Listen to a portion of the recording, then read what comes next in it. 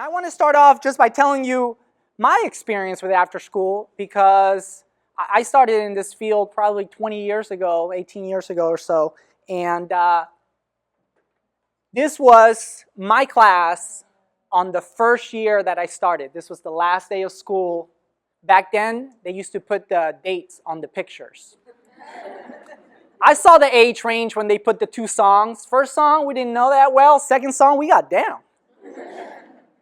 So yeah, this is June 1998, my first year. But back then, after school was a lot smaller. We didn't have professional development like you have now. It was just a really different time. So I remember getting hired on a Wednesday. I clearly remember that Wednesday. They said, hey, we have positions in after school. What makes you qualify? And I said, well, I help my little cousin with their homework, so therefore I think I can do this. Rude awakening. They said, well, okay, fine, we'll hire you. You can start tomorrow. This was a Thursday. I clearly remember that Thursday. I got all excited. I came to work. I was like, wow, what class am I going to have? They said, oh, it's going to be pretty easy. You're going to have 20 kindergartners. It's going to be... I said, yeah. How serious can this be? They're like 5, right? So I got ready. I went online. I got some activities. Back then, you used to Google activities for kindergartners. And the internet never lies, right? So I got my activities. First activity, I said, okay, kids, you're now going to do a word search. They were like, yeah, we don't really know how to read. And I was like, wow, you don't even need to know how to read. You just find the words, right? Look for the first letter and find it. They were like, yeah, that's not going to work out, right? I said, plan B, like a good after-school person I am, turn the page over and draw me a picture. Here's some color pencils. Yeah, we don't really use color pencils. We use crayons. All right, here's some crayons. They went, okay, I'm done. What's next? I look at the clock, and it's like 3:20, and I'm sweating because that was like my whole activity for the day.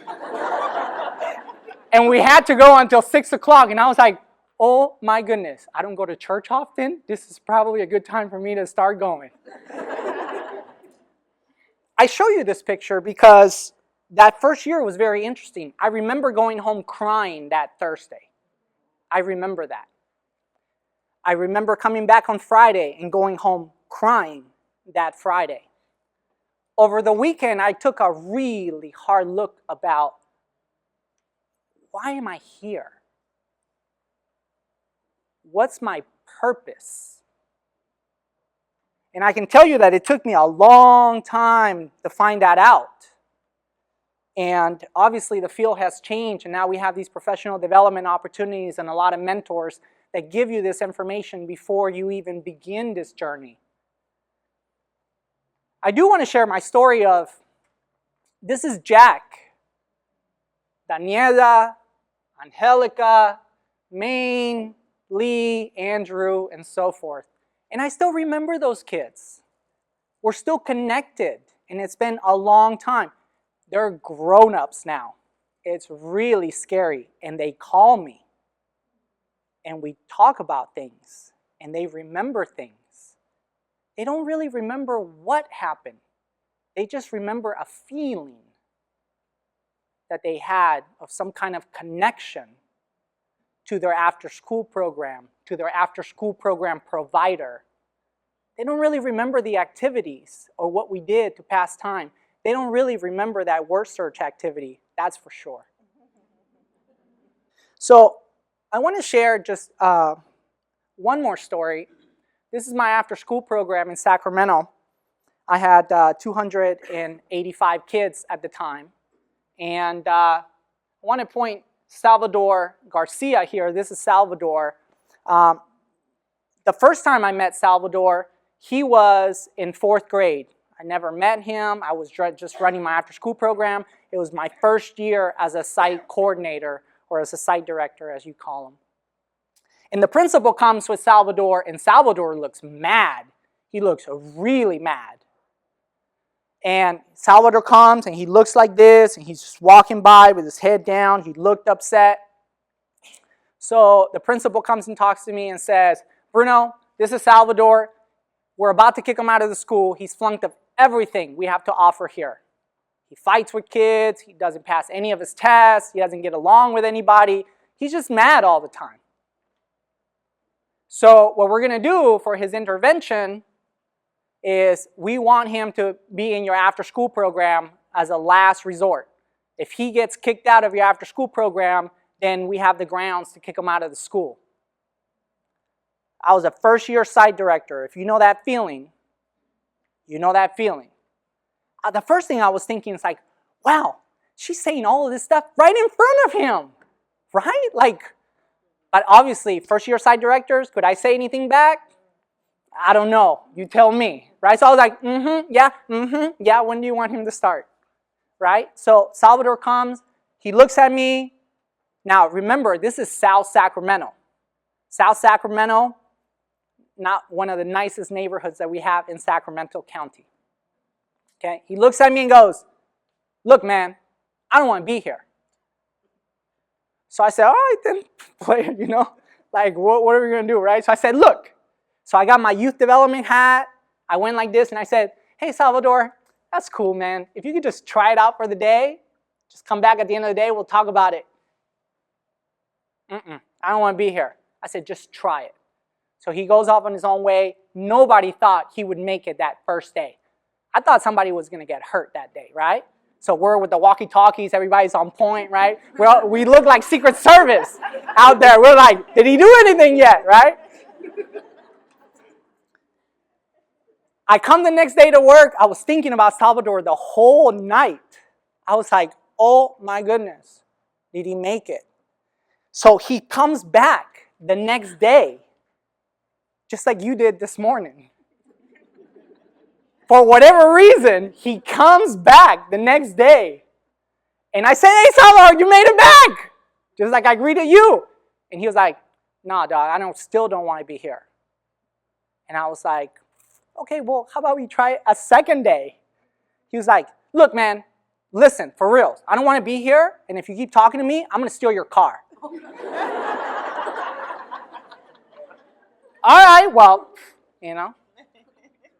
So I said, this is South Sac, right? Somebody could get hurt. I was like, all these thoughts came into my head, right? Sure enough, the next day, he comes back with this black thing in his hands. This horn thing, right? And I don't know much about cars, I'll be honest with you. I say, hey, Salvador, you made it. Third day, look, we're doing so good. He goes, I told you I was going to steal your car. Here.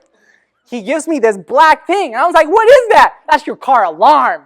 No way. I was like, no way, right? I didn't even know anything about car alarms. So I said, look, let's go outside. I had a little Toyota truck parked right outside the school office.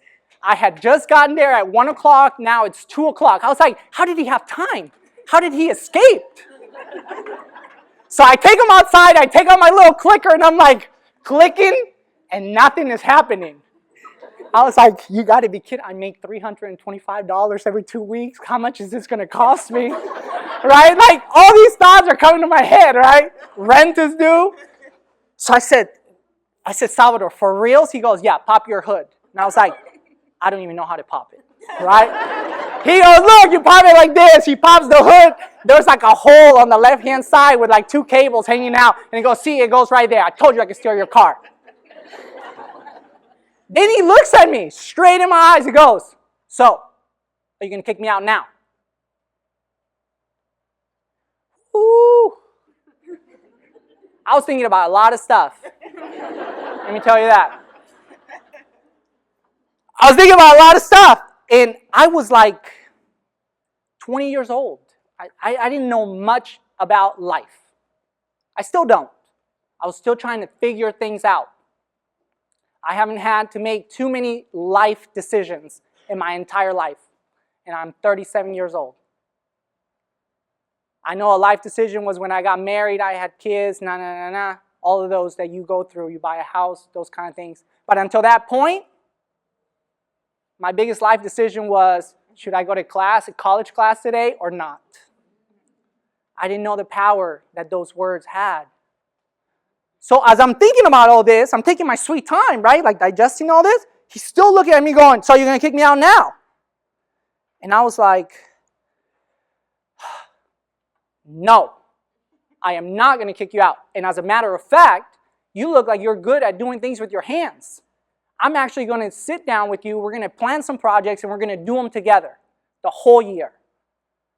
His demeanor changed. A kid that went from looking at me like this with his fist pumped up, all of a sudden relaxed his fist, looked at me and said, I gotcha. I'll go to class now. And he went to class. Best student I had in 4th grade, 5th grade, 6th grade.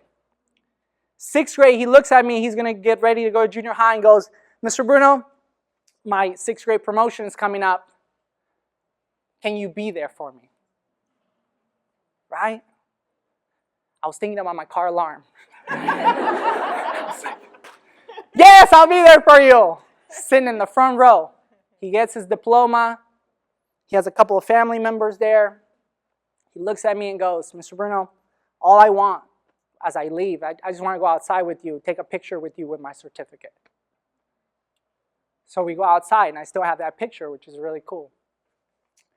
4 years ago, I get a call in the summer, and a deep voice goes, Mr. Bruno, do you know who this is? And I'm like, it could be the IRS.